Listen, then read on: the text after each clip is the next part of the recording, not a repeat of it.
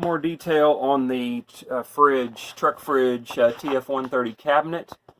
I've built my galley cabinet. I have the countertop on. You can see the vent set up in the back. The grill is over the intake for cool air, and then just the opening into under the sink area for the exhaust. There's a fan already attached to the TruckFridge.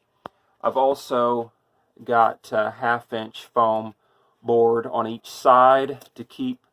I wanted some extra insulation, but I didn't want to make it very much wider, and so that's just flush with my face frame. And then I've got 1-inch foam on the back. Under the plywood base is 1-inch foam. I've got a piece of 1-inch foam to go up top. So extra insulation and very concentrated venting to get rid of all the as much of the hot air as I can.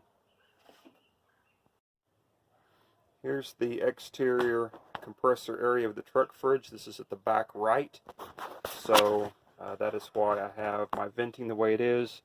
Cool air gets pulled in here through the fan that's already installed, and then warm air will get exhausted out this direction. I did not use their mounting bracket frame system. It was a little bit bigger and took up more space than I wanted, so I've taken 1-inch angle aluminum, 1/16 inch thick, attached that with the existing screws that were used to attach the top trim bezel piece, and then I've drilled through to mount into my cabinet face. This is a nice low profile